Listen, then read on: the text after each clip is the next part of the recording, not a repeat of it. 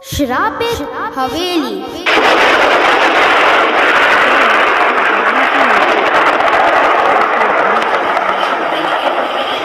रात के ठीक 9 बजे थे। फिर उसने गाड़ी का बोनट खोला और गाड़ी ठीक करने की कोशिश की, पर लगभग 20 से 25 बार ट्राई करने पर भी गाड़ी स्टार्ट हो ना सकी। गाड़ी में कुछ मेजर प्रॉब्लम थी, इसलिए वह स्टार्ट नहीं हो रही थी। आरव ने मोबाइल चेक किया, पर उसमें नेटवर्क नहीं था। फिर उसने गाड़ी की पिछली सीट पर सोई हुई अपनी पत्नी मिताली को आवाज़ दी।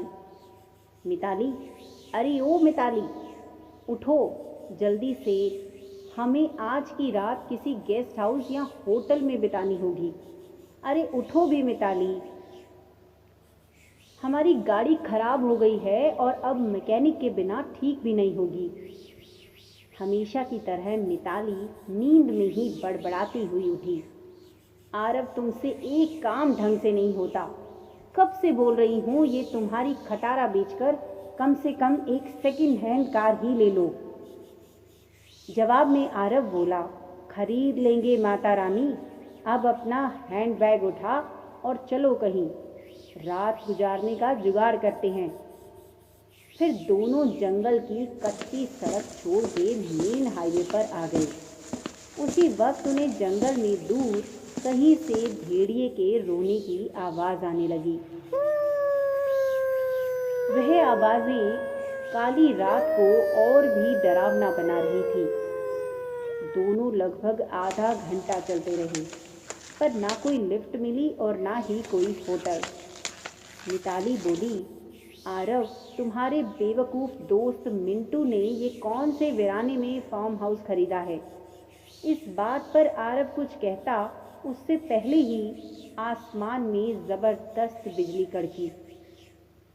उस आवाज़ से डर के मिताली आरव के सीने से लिपट गई। उस वक्त आरव के चेहरे पर एक मुस्कान चमक गई थी। तेज बारिश के आसार नजर आने लगे थे। तभी चलते चलते बिजली की चमचमाती तेज रोशनी में उन्हें एक पुरानी हवेली दिखाई दी। वह दोनों तेजी से दौड़ते दौड़ते उस हवेली के पास पहुंचे। हवेली गेट पर उन्हें कोई भी वॉचमैन नजर नहीं आया, इसलिए वह दोनों गेट खोलकर हवेली के दरवाजे के पास पहुंचे। दरवाजे के पास डोर बेल के नाम पर एक पुरानी रस्सी किसी सांप की तरह लटक रही थी। उसे आरव ने 2-3 बार खींचा, पर अंदर से किसी भी घंटी की आवाज़ नहीं आई।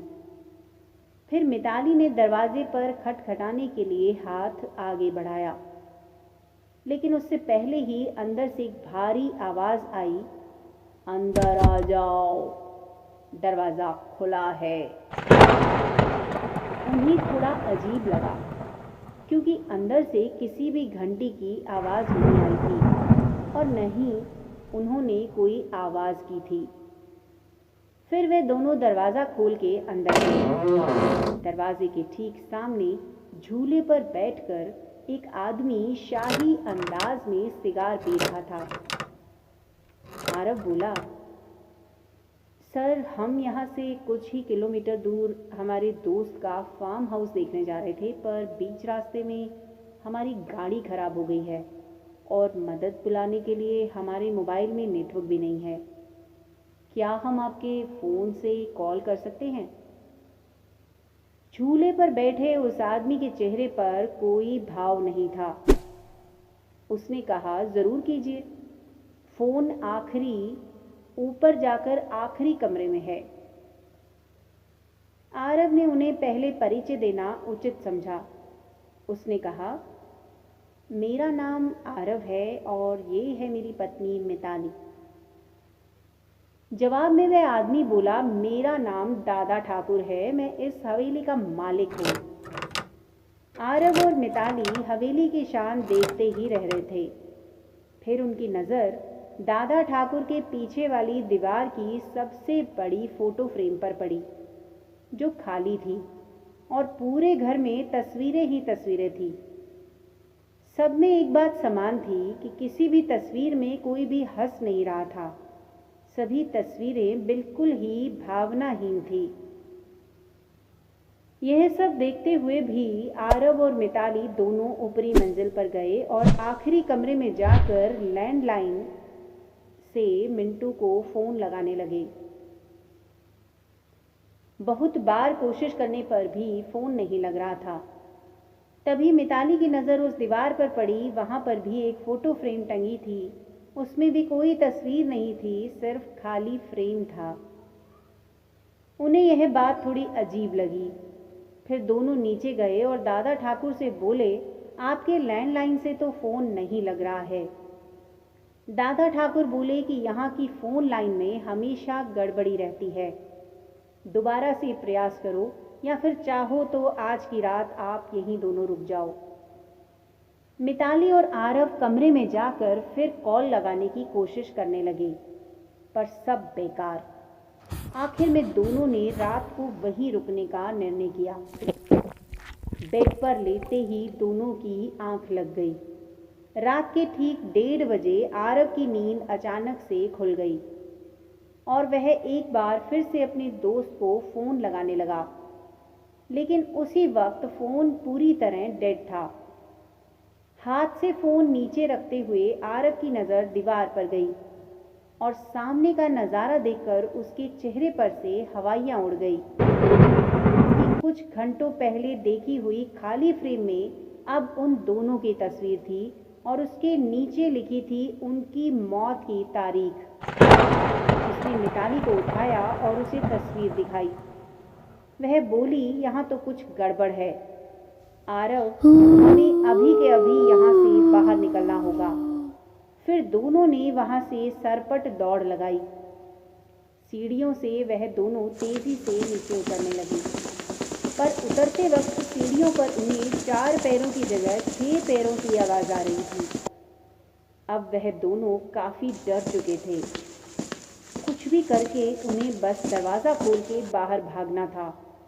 पर दरवाजे के पास पहुंचने के बाद जब दोनों ने उसे खोलने की कोशिश की, पर उनकी कोशिश नाकाम रही, क्योंकि दरवाज़ा किसी ने बाहर से बंद कर दिया था और अब वे दोनों उस भूतवा हवेली में कैद हो चुके थे।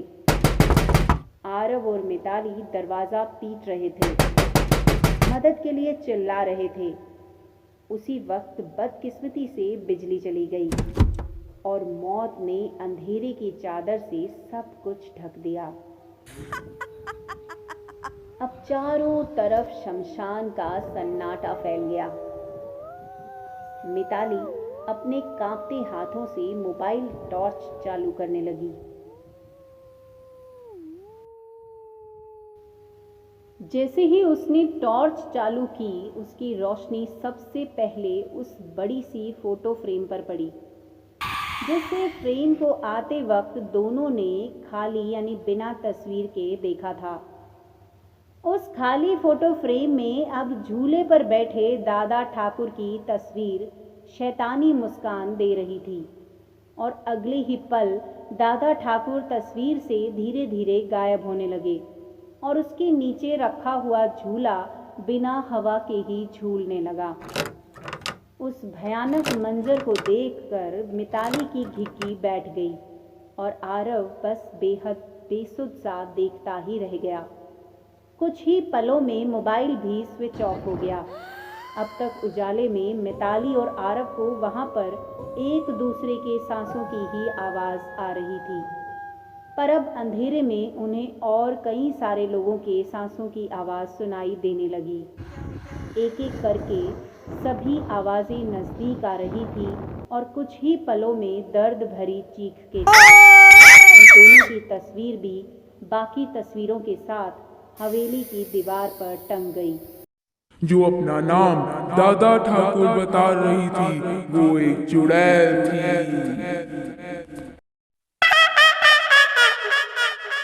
थी। बंदी का इंतजार करने लगी। For next part, like, subscribe and share.